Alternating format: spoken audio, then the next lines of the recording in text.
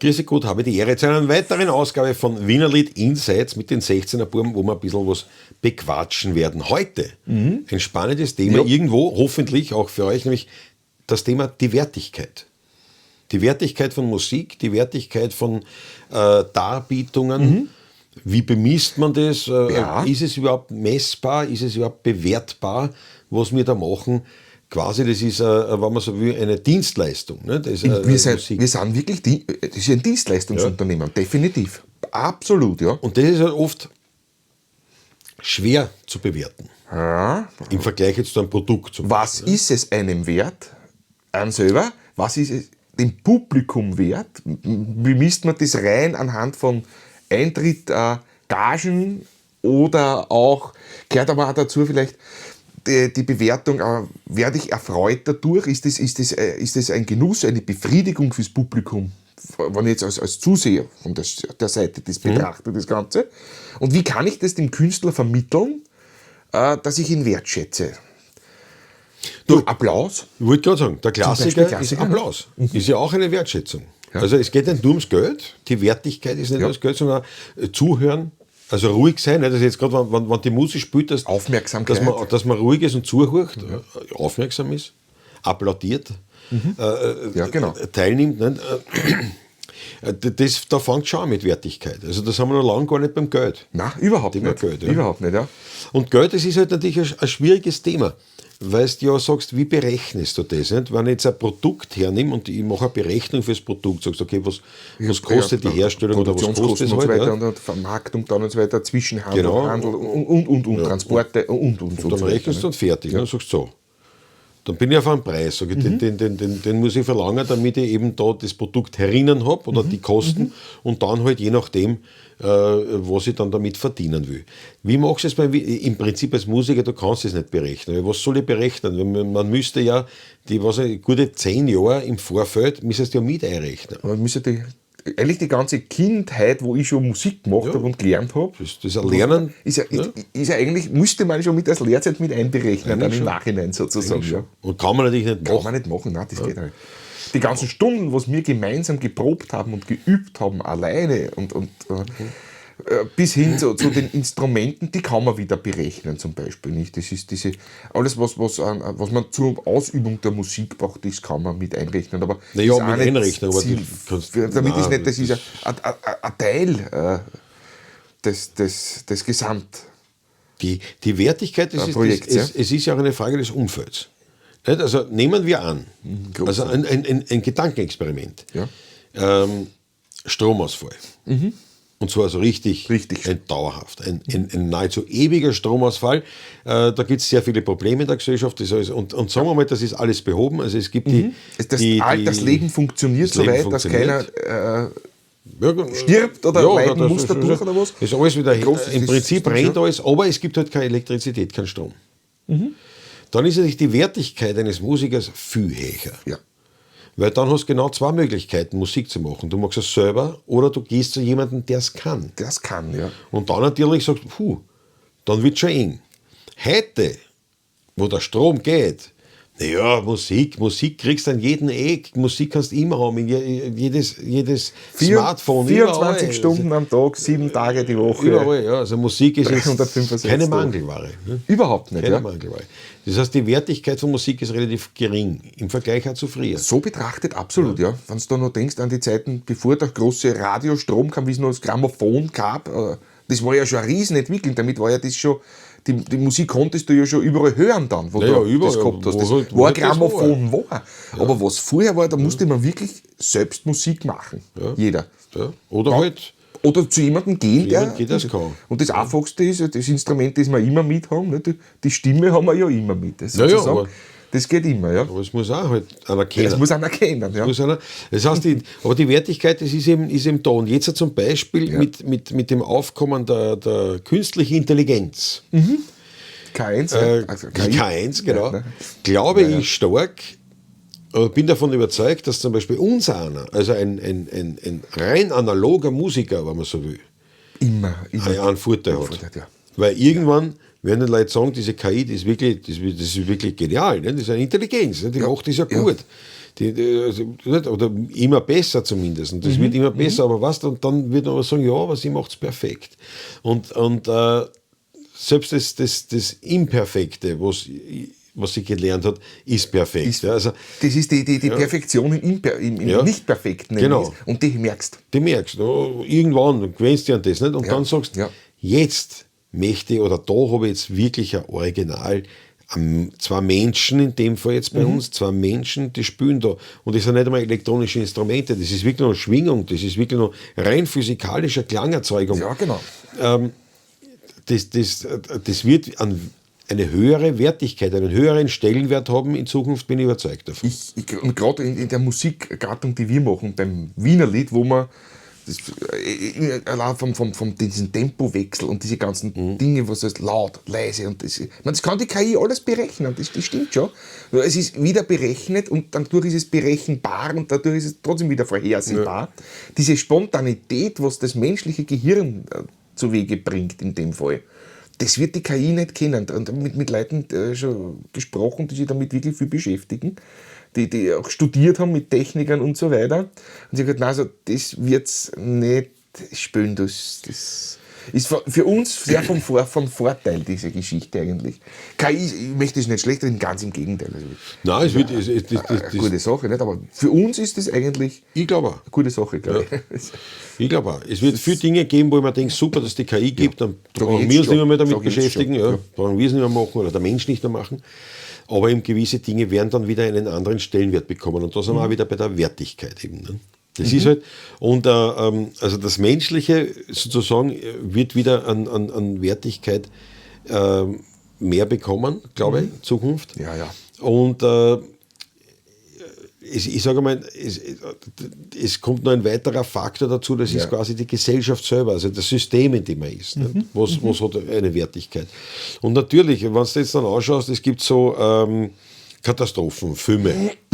Oder Serien, nicht? Wo also irgendwelche quasi so Apokalypse-Partien gezeigt wird, was sein könnte. Ja. Und da geht es nicht ums Überleben und da geht es um dieses und jenes und komplett vernachlässigt wird immer die Kunstkultur. Manchmal kommt dann also irgendeine eine Rolle dann in diesen Filmen oder Serien vor, der ein bisschen wieder darauf hinweist. Er sagt, na, warte mal, ein Instrument spielen, zusammen singen oder irgendwas, ist das nicht wichtig? Nicht? Braucht man das nicht? Ist gesellschaftlich gesehen sogar ganz wichtig für die Entwicklung einer Gesellschaft, für die, sagen wir mal, das ist wieder fast spirituell eigentlich schon, weil das also für die geistige Fitness von jemandem, es löst ja Emotionen aus, gerade in der Musik natürlich, aber auch in der bildenden Kunst, ein Gemälde, wenn du davor stehst, eigentlich, das kennt ja jeder, wenn man sich sowas anschaut, das macht mit an was und das ist ganz, ganz wichtig, diese Feinheiten da empfinden zu können. Ja. Und eine Welt ohne Kunst,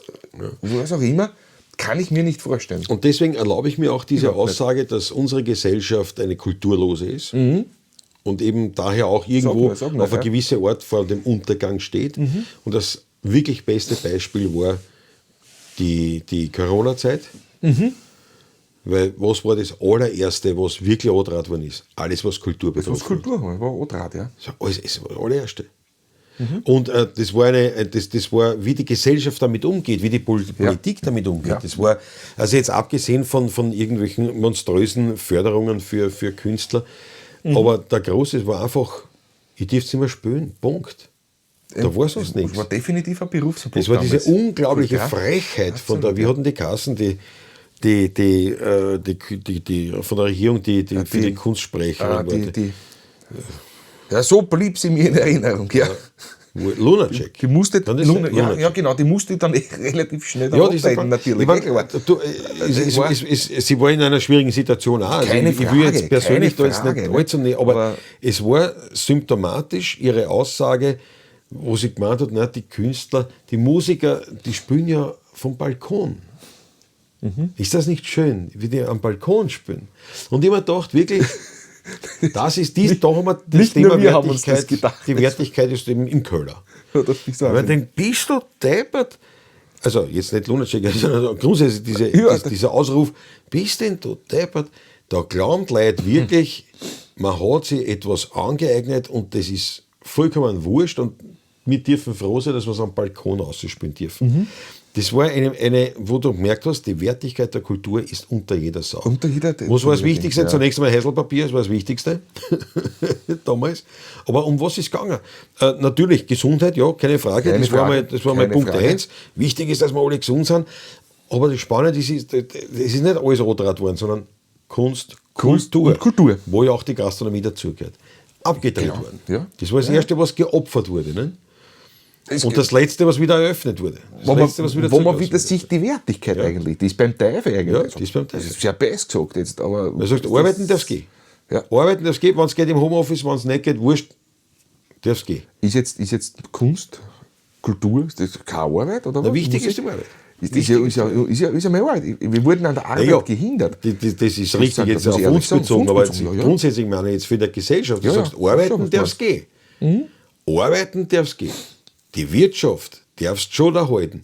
Aber kulturell, also das menschlich Wichtige, das ist jetzt einmal geschlossen. Ja. Das ist egal. Und du hast gemerkt, wie die Wertigkeit für Kunstkultur steht. Und natürlich, wenn du jetzt sagst, erst, keine Ahnung, Flucht, wir müssen aussehen aus irgendeinem Grund, wir müssen flüchten, du wirst nicht in erster Linie Gemälde mitnehmen oder Schallplatten. Nein. Du wirst natürlich das schauen. Hab und Gut, das ich brauche, um zu überleben, das Genau. Leben meiner Familie, mein eigenes Leben zu schützen und Ja, weiter zu leben können. Ja. Einfach. Und da wird das Gemälde an der Wand nicht das erste sein. Nicht? So ist es.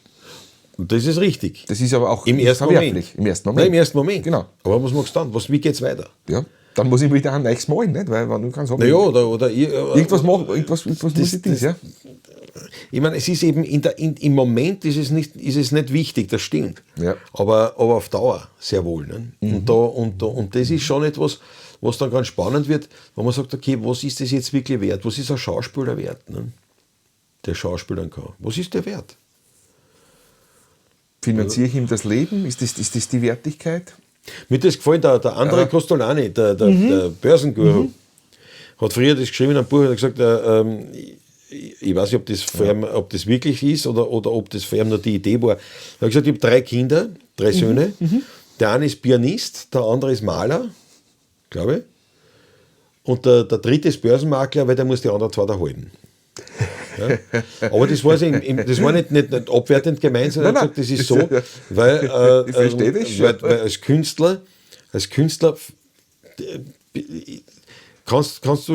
Künstler sollst du Künstler sein. Und das würde der Gesellschaft fehlen, dass man wirklich sagt, ein Künstler kann einfach da halten, Punkt. Ja, das geht natürlich heutzutage nicht. Das ist ja auch Missgunst und Neid und sonst was. Aber wenn man sagt, so wie früher. Das Mäzenatentum noch, Das, wenn genau. man gerade schaut, Ja. Gerade im Mittelalter beginnend diese Geschichte eigentlich, ja. Ja, oder Das noch Barock früher dann, sogar, und dann überhaupt. Dann wurden Künstler wirklich einfach da halten. Ja, genau. Das war, weil, mach deine Kunst. Im Mittelalter hat es eher sogar schon angefangen, dass sie dann beeinflusst wurden. Aber du hast heute klar. den Zustand, wenn du jetzt Künstler bist. Nicht? Na gut, wir machen jetzt Wiener Lieder und es ist jetzt Künstler kann viel sein. Aber im Prinzip, wenn du sagst, das ist ein echter Künstler, Ja. und der soll seine Kunst machen. Wenn er sich natürlich ums Geschäft kümmern muss, dass er überleben kann, ist die Kunst dadurch beeinflusst. Ja, das ist natürlich jetzt hochphilosophisch irgendwo. Wobei Ja. das auch immer Aber- schon so war, auch damals, wie das Mäzenatentum noch groß war. Ne? Darum sage ich, im Mittelalter hat das schon angefangen. Aber Das ist- davor war ein Künstler, Gutes Beispiel, was ich Der finde, ist der Peter Paul Rubens zum Beispiel. Ne? Das ist die Werkstatt und der flämische Gesandter gewesen in Spanien und so weiter. Also die war natürlich auch beeinflusst, natürlich sehr beeinflusst. Aber natürlich das ist, dann da schon, hat halt das Gesellschaftssystem bereits seinen Lauf genommen. Genau, ne, bei ja, uns. ja. Aber sonst waren Musiker, die Barden, das war nicht das waren, ja. Der Hofnarr hat auch dazu Zum Beispiel. Ja, wurde auch da halten, ja. Ja. Im wahrsten Sinne des Wortes. Erhalten. Ja, ja. Der hat sich nicht kümmern müssen ums Geld, ums Geld, Verdienen. ja. Der hat es gekriegt, Ja. weil er eben Künstler war. Ich würde nicht sagen, dass es heute so sein muss. Das ist nicht der Punkt. Aber du hast ja heute die Wertigkeit, wo du sagst, na, der soll schauen, dass er davon leben kann. Aber was ist denn wirklich heute ein Schauspieler wert? Und sagst, ja, wenn er gut ist, nein, nicht wenn er gut ist, wenn er erfolgreich ist. Das sind zwar ein paar Schuhe. Ein guter Schauspieler muss nicht unbedingt erfolgreich werden. Wahrscheinlich wird das so sein. Die Wahrscheinlichkeit ist größer natürlich. Ja, sonst hätte er nicht erfolgreich sein. Ne? Aber jetzt ein Hollywood-Schauspieler hin oder her, oder sonst was, ein Bühnenstar, Darsteller, einer, der einfach ein Schauspieler ist, der hat das gelernt. Der hat das gelernt von der. Der spielt vielleicht auf kleineren Bühnen, wo der sonst wo dingelt irgendwo herum, wird ein bisschen angeschaselt, naja, das ist ja mehr oder weniger voll ein brotloser Künstler. Dann sagst du, naja, warum ist er brotlos? Jetzt, weil er schlecht ist, weil er seine Kunst nicht gut kann, oder weil einfach die Wertigkeit nicht da ist der Gesellschaft und sagt, du lebst, weil du einfach Künstler bist und du bist wichtig für unsere Gesellschaft. Ganz wichtig, ja. Und deswegen, ist er ein Künstler auch. Wurscht, was er ist. Ja. Wie gesagt, jetzt kann man sagen, wichtig ist ein Ortstar und wichtig ist, das ist alles richtig. Ja.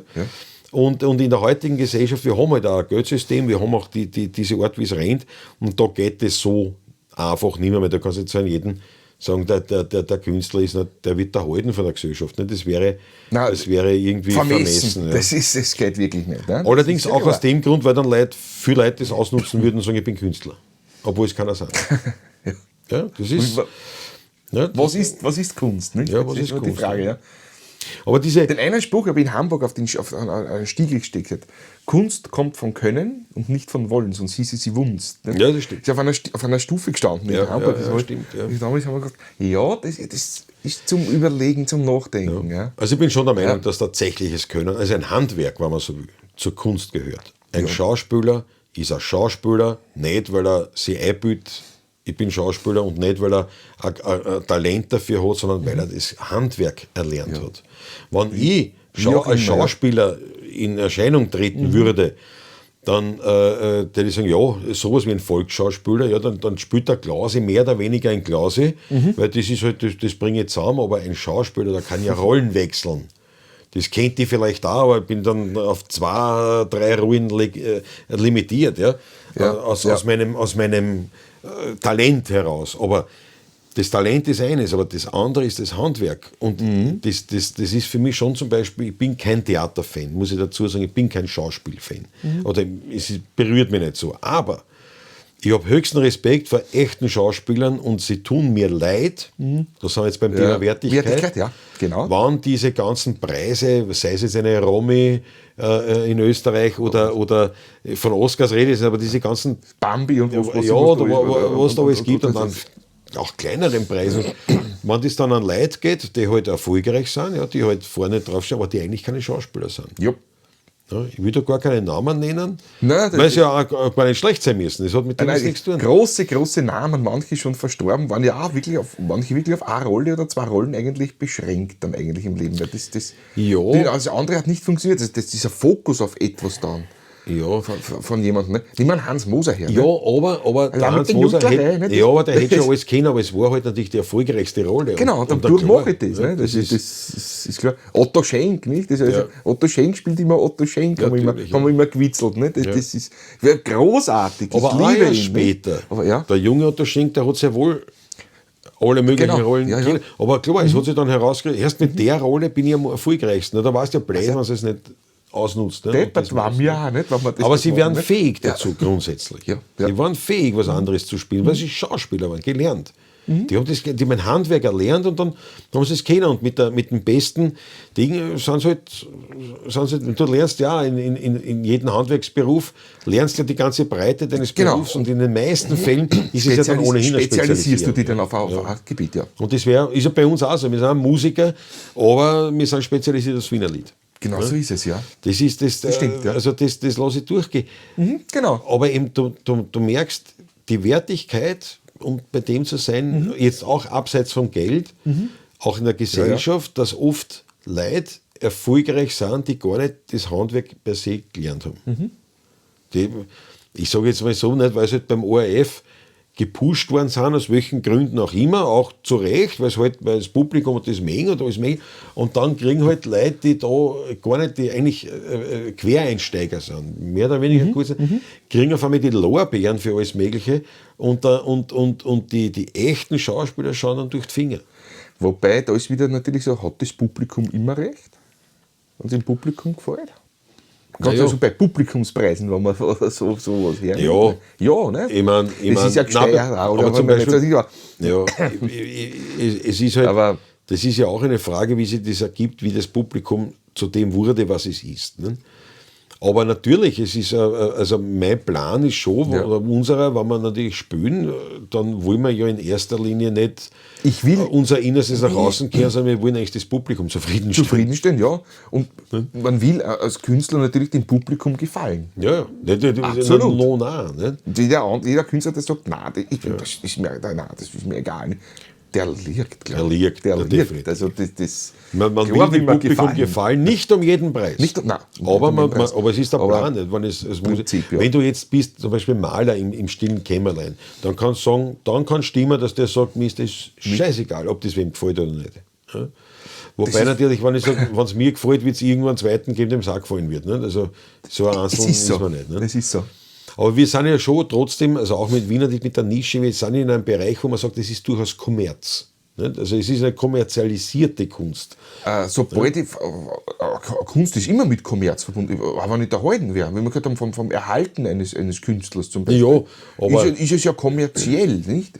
Ja, der Kommerz ist aber Krieg was. Ja, aber ich kann ja Bilder malen und dann wieder verbrennen. Also es ging mir um das Malen oder es ging mir ums Komponieren. Natürlich, ja. Also das ist selten natürlich, aber das geht schon. Du kannst schon Kunst auch ohne Kommerz haben. Nicht? Aber in unserem Fall natürlich erst recht als Berufsmusiker. Berufsmusiker, was wir sind, und dann die Wertigkeit natürlich. Aber auch die Musikrichtung, Wiener Lied, das ist natürlich eine Kommerzmusik. Jetzt nicht wie Pop, eine sehr ausgiebige. Eine breitenwirksame ist es nicht. Ist nicht, aber Kommerz. Ja. Weil du natürlich hergehst und so, wir sind beim Hering, du passt sehr, wir spielen euch Wiener Lieder, jetzt spielen wir was aus der, oder dann wünscht sich einer was, ja, das erfüllst und so weiter. Also es ist ein Ding, nur, das ist eben auch, das weiß man, also das ist ja kein Überraschung. Nein, gar nicht. Das weiß man von Haus aus. Und die Wertigkeit merkst du dann eben anhand vom Applaus, anhand vom Umgang der Menschen mit dir. Ne? Mhm. Und das ist halt, wenn die Leute anfangen zum Plaudern untereinander, jetzt kann es halt sein, liegt es an mir, dass ich gar nicht gut bin. Sind wir nicht gut oder was? Oder ich bin falsch da. Es ist eine Gesellschaft, die gar nicht auf das anfährt. Die Musik gar nicht da will eigentlich, oder was? Kann passieren? Also es muss nicht zwangsläufig jetzt das Publikum eine Bösartigkeit haben, oder was? Böse Absicht haben wir gar nicht oft. Gar nicht. Das ist einfach, passt es nicht. Das kommt ja vor mitunter. Und dann, aber du merkst es eben an dieser Wertigkeit. Ja, das ist die Wertigkeit, die dann retourkommt. Da ist die Wertigkeit nicht gegeben, zum Beispiel. Wenn einer mit der Musik nichts anfängt, wird er sagen, nein, okay. Ja. Die Wertigkeit wäre dann gegeben, wenn einer kommt und sagt, du seid nicht besser, ihr seid sicher gut, aber ihr seid da falsch. Ich glaube, das ist da schon drum. Ne? Das wäre wieder eine höhere Wertigkeit. Eine höhere Wertigkeit, absolut, ja. Aber de facto ist es ja, wenn du jetzt sagst, egal was wir wo wir sagen, ja, ihr könnt uns engagieren zum Geburtstag, zur Hochzeit, zur Firmenfeier. Natürlich, da verdienen wir ja Geld. Aber de facto ist es ja etwas, wo man sagt, naja, jetzt müssen wir die Wertigkeit in einen Preis bringen. Festmachen, nicht? Und dann sagst du unterm Strich, jetzt gibt es halt dann die Firma A, die sagt, ihr bereichert unser Firmenfest. Weil das ist jetzt wirklich genau richtig, das passt und super und hin und her. Das ist ein Bereich, das macht diese Firmenfeier erst zu dem, was es ist und das macht uns total glücklich alle miteinander. Super. Ja. Der von der Firma B sagt, wir brauchen Musik, damit sie was anspielt. Dass sie was tut, dass sich die Leute besser unterhalten und das ist gehört zur Stimmung dazu. Ne? Ich meine, das ist in beiden Fällen ist ja trotzdem eine Wertigkeit auch wieder vorhanden bei beiden. Ja, aber halt eine mindere. Eine finanzielle? Nein, finanziell wäre jetzt bei meinem Beispiel beide das Gleiche. Okay. Klar, wir verlangen ja dort nicht mehr als dort. Genau. Nicht, wir haben gesagt, das ist unser Preis, beide zahlen, also das Finanzielle ist geklärt. Für den einen ist halt ausreichend. Der sagt, ich brauche nur Hintergrundmusik. Im Prinzip ist es wurscht, wenn es nicht ist es wie andere. Aber euch habe ich gerade am Telefon erreicht. Ist auch legitim, ja. Also mit dem leben wir, weil das so rennt. Aber beim anderen sagst du, aber da gehst du halt mit mehr Lächeln ein und mit mehr Lächeln raus. Oder ist die Wertigkeit, weil gerade so bei Firmen oder was ist, mit der Auftrittsdauer ist das auch abhängig? Ich finde nämlich nicht, ob man jetzt 1 Stunde spielt oder 3 Stunden spielt.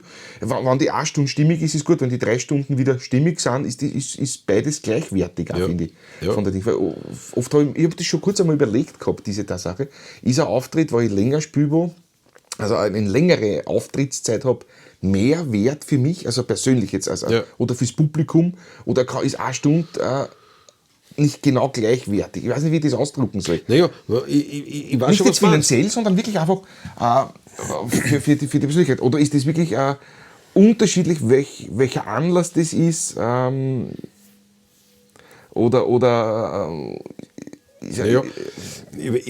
Das ist also ein Konzert, muss ein Konzert 2 Stunden, 3 Stunden, 1 Stunde, 4 Stunden. Ich glaube, da kommt schon so auch vor allem der Finanzaspekt rein. Nicht? Weil es einfach zum Beispiel, wenn du viel zahlst, dann erwartest du mehr. Und was kannst du erwarten? 3 Lieder, die so exorbitant leibend gespielt worden sind, dass du sagst, das war es mir wert. Oder du sagst erst, ich habe 70 Euro zahle ich da Karten und du spielst nur 1 Stunde. Das ist ja Wahnsinn. Das ist ja Wahnsinn, ja. Und dann, weil habe ich selber schon gemacht, vor vielen Jahren bei einem Konzert. Ja. War internationaler Künstler. Und der ist nach 50 Minuten von der Bühne gegangen, kein Zug, aber nichts und weg war. Das war's, ja. Und ich habe mich geärgert, nicht, da damals. Also das ja, aber und natürlich, weil du ja eben diese Wertigkeit natürlich auch irgendwo in einen Kontext setzen muss, den man eben bewerten kann. Zeit ist natürlich ein Faktor. Und wir werden ja gefragt, also wenn man uns engagiert, was kostet eine Stunde? Ja, genau. Nicht, was kosten die 16er. Was kostet eine Stunde? Was kosten 2 Stunden? Ja? Und natürlich, so hast du auch unterschiedliche Preise, weil du sagst, das ist jetzt beim Ding, weil halt eben die Zeit, da wieder die Zeit da bezahlt. Genau. Ja, die Höhe dieses Preises orientiert sich dann an der Wertigkeit der Kunst, die man da bringen kann. Aber de facto zahlst die Zeit. Und bei einem Handwerker ist es nicht anders. Ist nicht anders so. Du zahlst die Zeit. Wobei wir wieder beim Handwerk sind. Ne? Du zahlst aber die Zeit, die Anfahrt und die Zeit. Was der macht, ob er einen Schrauben, einen Hammer oder einen Schraubenschlüssel hat, es ist egal. Irrelevant. Du zahlst die Stunde. Egal, ja. Der Installateur ist da, 2 Stunden, zahlst 2 Stunden.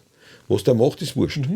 Und genauso betrachtet man das natürlich, verständlicherweise auch, weil du musst ja irgendwo... Du musst das ja festmachen, du musst ja die Wertigkeit. Ja. Du musst das ja irgendwie... Und du sagst ja 2 Stunden 16 er Buben. Genau, ja. Genau. Bin ich ganz bei dir. Ja. Und das ist halt... das ist logisch, ja, das verstehe ich auch, und das ist eben diese Möglichkeit. Was du gemeint hast, jetzt zum Beispiel, da fällt mir jetzt ein gutes Beispiel ein, mit dieser Wertigkeit, wie viel ich spiele. Das war der eine 60er, wo wir gespielt haben, wo wir gesagt haben, das ist, ich meine, das ist ein 60er, ist ein Geburtstag, da kommen Leute zusammen, die wollen reden miteinander. Also da empfinde ich mich selber nicht als falsch bewertet, da sind wir Hintergrundmusik. Das wissen wir, das ist klar. Und die Wertigkeit spürst dann eher in der Form, dass einfach manche Leute ein bisschen rücksichtsvoller sind, im Sinne von, dass sie jetzt nicht direkt vor dir stehen oder also dass sie merken, du spielst ja Musik, das ist toll, danke. Oder sagen wir so, ein lautes Gespräch 1 Meter vor der Musik machen, sondern da geht mal der Zeit. Also das merkst du dann schon, eben, wirst du erkannt als einer, der da jetzt spielt, aber im Hintergrund spielt, oder bist du wirklich Luft, oder bist du wirklich ein Niemand für diejenigen. Das ist okay, das ist aber mehr ideell. Aber dort war es zum Beispiel so, und wir haben gesagt, na klar, wir sind eine Hintergrundmusik, das ist 60er, das passt schon. Das Geburtstagskind selber hat gesagt, ja, aber ich will nicht, dass halt so im Hintergrund, ich will weil ich seid so gut, ich will, dass die Leute das hören, sage ich, du entspann dich. Das sind Gäste da aus ganz Österreich, wenn es da, es wird nicht jeder Wienerlieder wollen, und du, als Hintergrund, wir sind da, und denen Tag, die kommen schon zu ein bisschen, die werden sich die Schau holen. Genau so, und die anderen, das passt schon. Ja. Und was war im Endeffekt? Wir haben angefangen, der Bräutigam, sage ich, der Jubilar, hat also dann nochmal gesagt, bitte an seine Gesellschaft, ich hätte gern, weil die 16 Mal da sind, bitte hurcht einer zu, eine Zeit oder was. Ne? Und ich habe dann halt gesagt, ja, passt auf, machen wir einen Vorschlag zur Güte, weil ich eben nicht die Leute vergrämen wollte, die ja jetzt nicht wegen der Musik kommen sind. Genau. Die sind ja eingeladen zum Geburtstag. Zum Feiern, ja. Und da habe ich gesagt, pass auf, wir machen das ja so, wir machen 3, 4 Lieder, jetzt quasi konzertant, und dann macht es weiter. Und es wurden 2 Blöcke daraus, zu je über einer halben Stunde. Ja, also fast wie ein Konzert. War wirklich wie ein Konzert im Endeffekt dann. Ja. Weil sich das einfach gegeben hat. Aber de facto haben wir gespielt, den ganzen Abend. Wir haben für den ganzen Abend Zeit gekriegt, also für 3 Stunden sozusagen. Aber wir haben de facto 2-mal eine halbe Stunde gespielt. Statt 3 Stunden durch. Und Und alle waren Stimmung, glücklich. alle waren begeistert, glücklich. inklusive uns natürlich, Ja, klar. das war- Weil du wachst ja dann noch über dich hinaus, wenn die Wertigkeit noch des Publikums dir den Applaus gibt und die Zuneigung kommt, spürst du ja noch mal viel besser. Also das ist eine Einheit an das Ganze geworden. Also, aber im Prinzip für 3 Stunden sind wir gezahlt worden, für 1 Stunde haben wir gespielt. Haben wir gespielt, So ja, kannst du genau. sagen. So kann man sagen. Aber es wäre keiner dort auf die Idee gekommen, am wenigsten der Jubilar. Ja. Der war fertig, das war so leibend und das war wirklich aber keiner wäre auf die Idee gekommen, hallo, ich habe jetzt 1 Stunde gespielt, ist da, was ist da? 3 Stunden waren ausgemacht. Das hätte dort keiner gesagt. Überhaupt nicht. Weil das einfach Null. gefahren ist. Und dem, weil du sagst, mit der Wertigkeit auch des Publikums, es ist ja, wenn der Künstler aufgewertet wird, also in dem Fall wir, Ja, genau. wenn das Publikum total mitfährt, mitgeht, leibend da ist, aufmerksam ist, mitlacht, mitwarnt. Das ist das Allerschönste, was es gibt. Also sozusagen die Wertigkeit des Publikums in dem Fall. Ja, das ist ja dann, das ist dann nochmal was Erhebendes. Da schwebt man dann so irgendwie. Das ist so ein wunderschönes Gefühl. Das ist eigentlich der Hauptgrund, warum man Musik macht. Nein, nicht, das ist ein Blödsinn jetzt, aber schon mit einer der Dings. Naja, das ist schon. Diese Wertigkeit, das sind die Spitzen. da geht es einem gut. Also aber wie gut es einem da geht. Es gibt zwei Sorten schöner Momente. Für mich als Musiker, als Berufsmusiker. Ja. Eine Sorte, eine Art oder ein Moment ist der, wenn ich eine super Gage gekriegt habe, diese Gage daheim nachzähle und einlegen und sage, super, viel Geld verdient. Kommt nicht so oft vor, viel Geld verdient, aber ja, das ist die eine Variante. Die Wertigkeit, ne? Naja, nein, was sagst du? passt schon. Weil ich freiwillig Geld gekriegt habe. Ganz schlecht ist es. davon. Ne? Ja, so ist Heute haben wir ein super Geschäft gemacht. Ja. Die zweite ist das, was du angesprochen hast. Man sagt, heute war es so leibend, das Publikum so super, die Stimmung, die Gaude, wir haben uns, also es war ein erhebender, leibender Auftritt. Und das halt da nachher. Und wenn es natürlich jetzt beides noch Beides verbinden hast kann, du. dann bist du Das aber ist- der erfolgreichste ever. Und das das Gott sei Dank kommen wir in den Genuss schon ein paar Mal, also dass das so ist. Also Das ist wir wirklich können schön. gut davon leben. Das ist Aber schön. es gibt eben Auftritte, wo ich sage, ja, war leibend, Du, aber das ist ich habe Geschäft. Geld verdient. Das ist Geschäft. Ja. Das ist einfach Das ist ein Geschäft. Und so. In ganz schlimmen Fällen sagen wir dann sogar mitunter, das war mehr Schmerzensgeld als ein Gage. ganz selten, aber ganz selten. Gott Ja, aber sei kommt Dank. auch vor. Kommt vor. Gehört dazu. Aber dann macht man es fürs Geld. Dann ist man sozusagen in der Prostituierten-Ebene. Ja, was sagst du, warum spiele ich da eigentlich? Nur wegen Geld.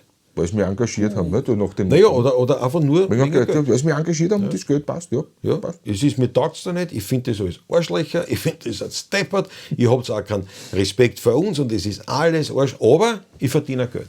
Und natürlich, man muss sich ehrlich Ist so. eingestehen, Mach mal. das Sehr ist halt selten. man. Ja, es Aber ist es wirklich ist so, selten. mach In den Anfängen war das schon öfters. Ja. Was darf man sagen, ja, ich hab fürs Geld gespielt.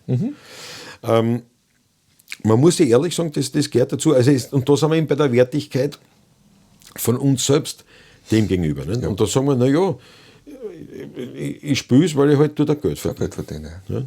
Aber wie gesagt, natürlich, die Königsdisziplin ist, du spielst, verdienst da Geld und es ist für alle Beteiligten ein Genuss unglaublicher und ein Genuss. Erlebnis, für das einprägsam ist und du fährst noch einen Auftritt heim nachher. Die ganze Müdigkeit ist wurscht. Ja, das ist wirklich, das ist natürlich das Optimum. Das ist, Und aber man muss ehrlich sagen, ja, man muss sich selber auch da wirklich, ich möchte gar nicht einmal am Krawattel immer, sondern es ist ja das so. ist Nicht? so. Wir müssen ja einfach Geld verdienen. Es gibt nichts, das ist ein Job. Ja, es gibt genau. Das ist der Job. Und du sagst, ja, Gehört genauso dazu. aber das habe ich gemacht. Und eben, es gibt schon diese Sorte Künstler, die sich eben nicht prostituieren. Nicht? In der Regel kommen sie halt auch nicht weit. Nicht? Und irgendwann gehen sie halt dann hakeln irgendwo wirklich als Hilfsarbeiter, Ja, genau. weil sie eigentlich nicht überleben genau. können mit dieser Einstellung, ich bin Künstler, verdammt. Nicht? Wissen Sie nicht, wer ich einmal war? Nach dem Genau, Motto. ja, genau. Naja, Ja. das klingt jetzt so lustig. Und aber manche bringen es durch, die das wirklich durchziehen und sagen, ich bin, wer ich bin. Und ich mache das gut und die sind erfolgreich, aber das sind ganz wenig, ganz wenig. Das ist so ein geringer Prozentsatz, die das so machen. Und die meisten müssen dann schon sich entscheiden, okay, Oder ich bin zwar Berufsmusiker, aber nebenbei noch 2 Jobs und das auch noch und das auch noch. ja, oder du sagst halt, ja, ich muss halt das annehmen. Nicht? Oder ich spüre halt auch mal dort, wo es und im es gibt, Hintergrund noch ist und wo es aber wurscht ist. es gibt zum Beispiel Leute, die das eben sehen und anerkennen und das halt machen. Zum Beispiel eben der ein oder andere Musiklehrer, der eigentlich Musiker ist, aber er sagt, ich muss unterrichten, weil sonst könnte ich nicht davon leben. Ja. Und da gibt es eben viele, die sind angefressen, die sind also mit der Welt unzufrieden und mit sich selbst, weil sie eben noch unterrichten müssen, um Geld zu verdienen. Und da gibt es andere, die sagen, hey, die leben dafür. ich kann trotzdem mit der Musik immer noch gut leben, weil ich ja unterrichten tue. Also eine komplett andere Einstellung dazu. Ja, genau. Das ist eine gute Einstellung. So. Ja, absolut. Das finde ich großartig, absolut. wenn das so passt. Und das ist auch hier wiederum eine Wertigkeit Genau. seiner eigenen Fähigkeiten gegenüber und eine Ehrlichkeit. Also ich möchte fast sagen, Wertigkeit dann in vielen Bereichen auch mit Ehrlichkeit oder Aufrichtigkeit fast als Synonym zu verwenden. Ja? Man sagt, ich bin aufrichtig. Das ist gut, aufrichtig sein. Ja, genau. Ich kann das, ich bin das aber für die Bühne, oder es ist zu wenig, es wirft zu wenig an, macht aber nichts. Ich kann ja auch noch unterrichten und das mache ich auch gern. Ja, wenn einer aufrichtig ist und sagt, es ist das Letzte, was ich will unterrichten, ich mache es nur wegen Geld, dann sollte er vielleicht überhaupt überlegen, die Einstellung zu ändern oder sein Leben grundsätzlich zu ändern.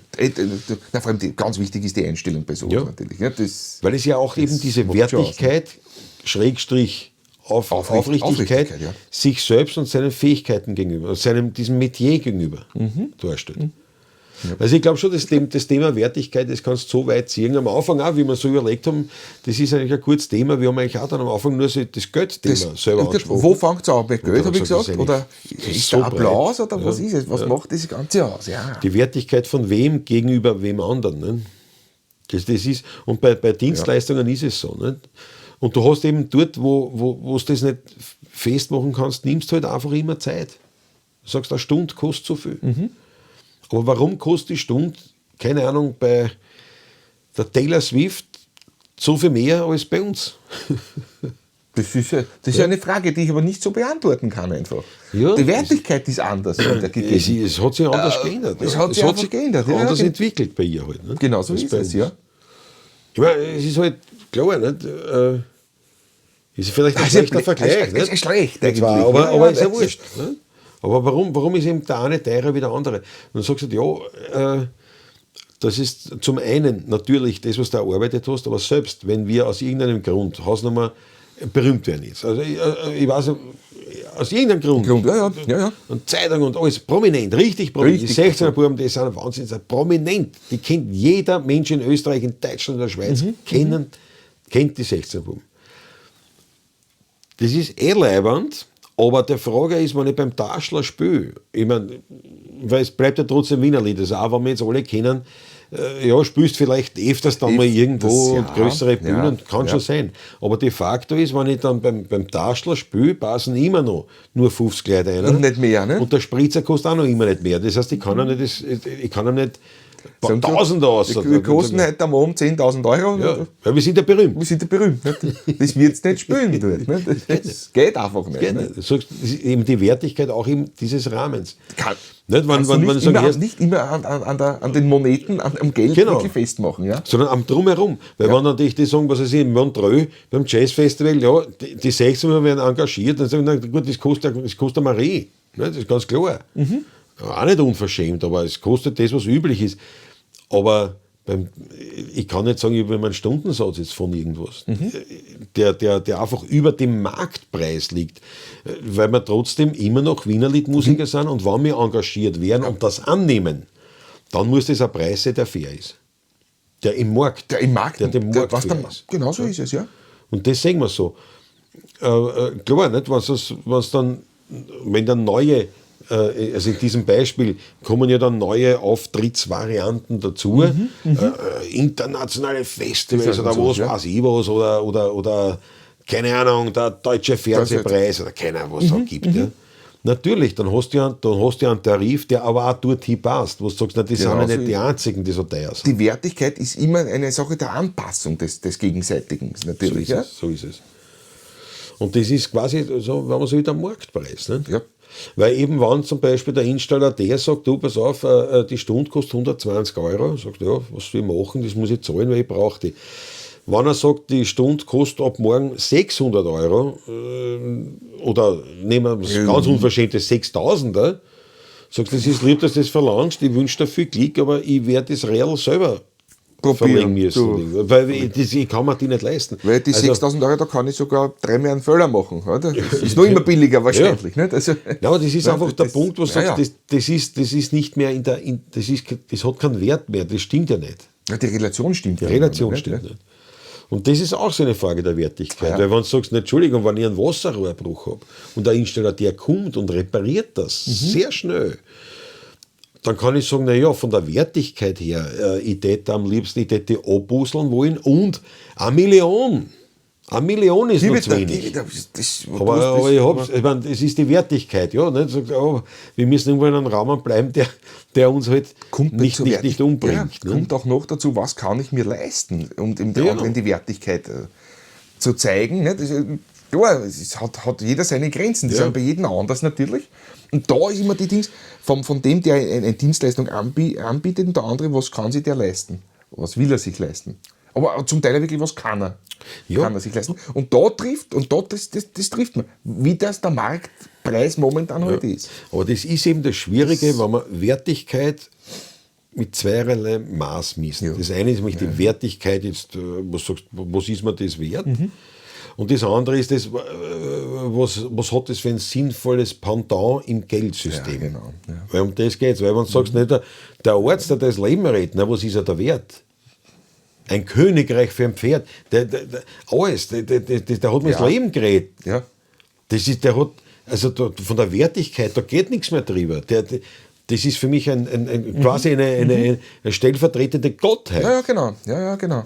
Aber ja, wir haben ein System, wo wir sagen, ja, aber wir müssen das. Wie soll ich das monetär abgelten jetzt? Genau. Das ist einfach, du musst es jetzt irgendwo in dieses pekuniäre System einbringen. Und da musst du sagen, ja, was ist mir das wert? Naja, ich zahle Sozialversicherung. Ja. Ja, es ist so. Aber die Wertigkeit, das ist halt, und das ist schon ein schwieriges Thema, weil man oft diese zwei Unterschiede vertauscht oder vermischt und nicht wirklich sagt, so pass auf, da geht es jetzt um das, was ist mir wert finanziell, was habe ich für Geld, was möchte ich zahlen und der andere, was möchte ich kriegen. Und dann trifft man sich. Ganz klassische Marktverhältnis. Nicht? Also die 16 Gramm kosten so und so viel. Und das ist auch in der Kunst so. Das will ich sagen, ja, das ist so. Aber das wird oft vermischt mit dem, was ist es mir wert. Und das eben zum Beispiel Corona-Zeit, was war denn dann nachher? Nicht? Wie man gesagt hat, zuerst ist es verboten und dann hat es geheißen, naja, es wird eben Corona-Förderungen geben. Nicht? Du kriegst halt dann, ich glaube, wir haben aber gar nicht einmal so wenig gekriegt, glaube ich. Also für uns hat es passt. Es war ein Minusgeschäft für uns gewaltig, aber es war so, dass wir zumindest... Es wurde unsere Sozialversicherung, Pensionsversicherung, Unfallversicherung, diese Dings ist ziemlich andeckt gewesen. Dieses Fixkosten... Die anderen Lebenserhaltungskosten und so... Ja, wir haben drauf. Haben wir ins Gesport gegriffen, nicht sozusagen ein bisschen, nicht? Aber ja, okay. Aber wir haben immerhin immer die Förderung gekriegt, um diese sonst waren wir in Konkurs, also Privatkonkurs. Also ohne wird klar, Berufsverbot. Ne? Du darfst nicht mehr spielen, du darfst kein Geld verdienen. Ja, was soll ich dann machen? Was soll ich machen, ne? Und es wurde zumindest eben so weit gegeben, dass du sagst, okay, also umbringen muss ich mich nicht. So schlimm ist es nicht. Ja. Aber das Spannende ist eben, am Anfang hast du gehabt, diese von mir angesprochene ideelle Wertigkeit. Am wenigsten Wert hat die Kunstkultur. Weg damit, Kunst braucht man nicht, das ist nicht notwendig. Kunstkultur brauchen wir nicht, das wird gestrichen, brauchen wir nicht mehr. Alles für die geistige Gesundheit. Kunstkultur ist wirklich für die geistige Gesundheit des Menschen ganz notwendig. Sage ich nicht, weil ich selber Musiker bin, nicht nur. Ich bin wirklich überzeugt davon. Jeder Mensch wird mit dem zustimmen. Ne? Aber das war eben diese ideelle Geschichte, das war von der Politik, sage ich mal, oder vom System, von der Gesellschaft. Das Erste, was weg kann, ist Kunst. So. Und dann, nach den ersten Schockmomenten, nicht, hat man sich dann überlegt, naja, die gängen uns ja nicht, wenn sie jetzt spielen dürfen. Also so weit intelligent waren sie schon, dass sie überlegt haben, so geht es nicht. Und auch nicht nur mit Künstlern, auch mit anderen.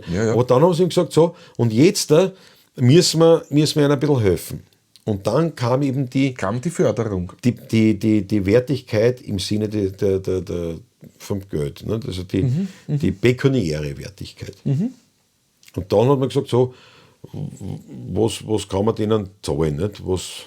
So. Was ist realistisch? Wie schaut das aus? Nicht? Was braucht ein Künstler, um die Grundbedürfnisse abzugelten?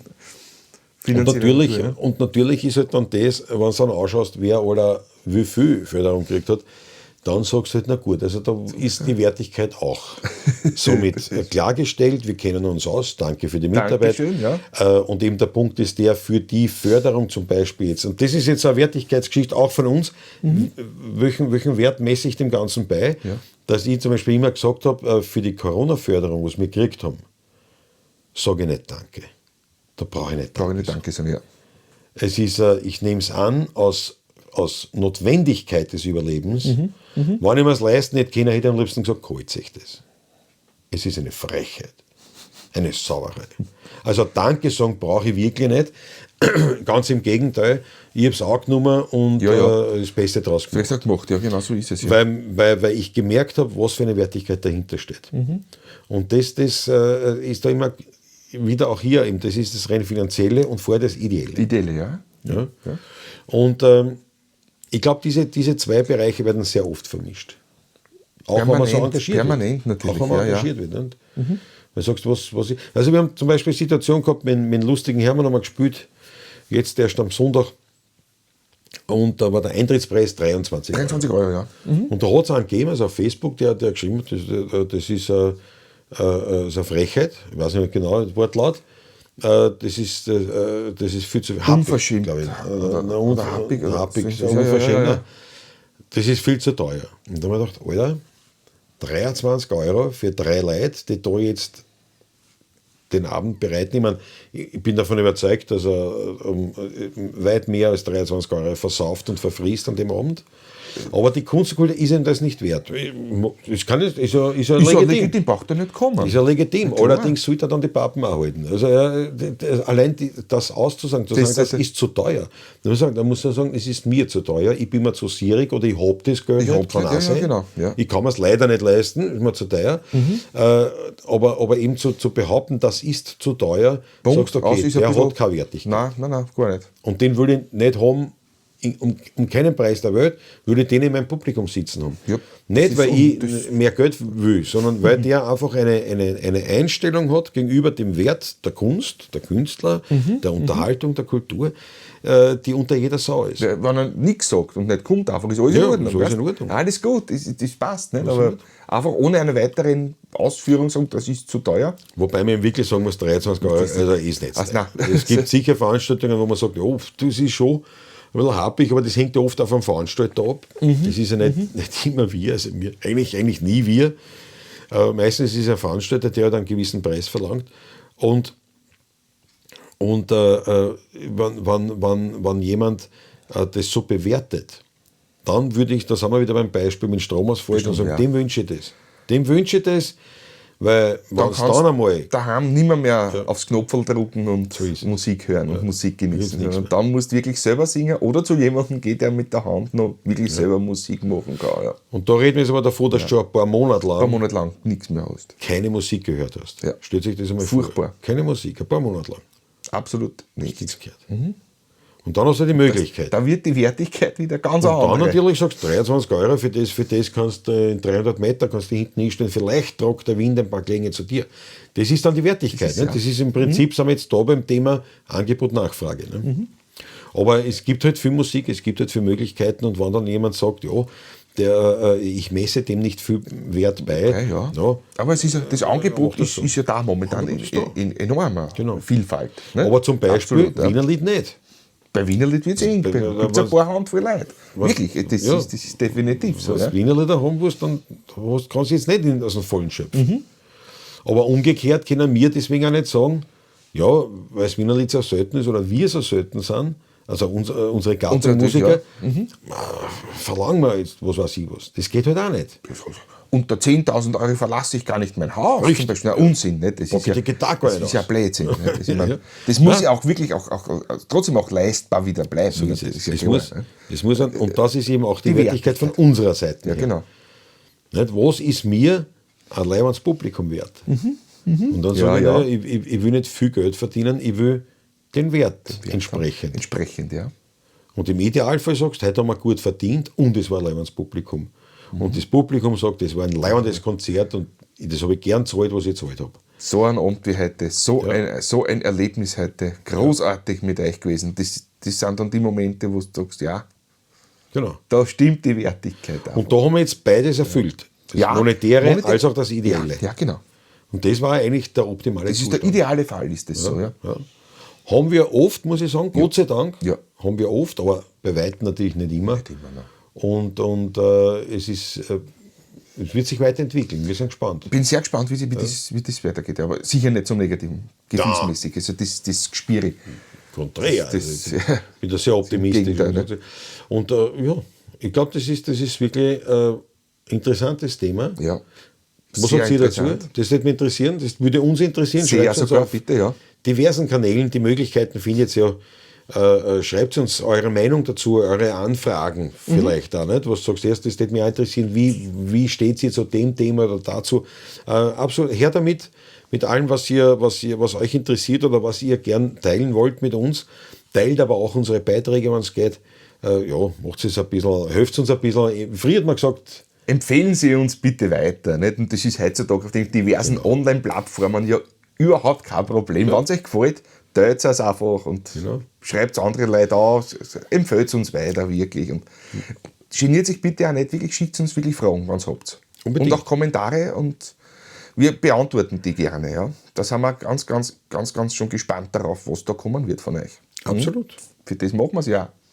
Absolut. Und damit lassen wir es gut sein für heute wieder. Leibend, dass ihr dabei wart. Danke euch vielmals. Bis zum nächsten Mal bei Wiener Lied Insights mit den 16er Buben. Pfiat euch, Baba. Viert euch, macht es gut.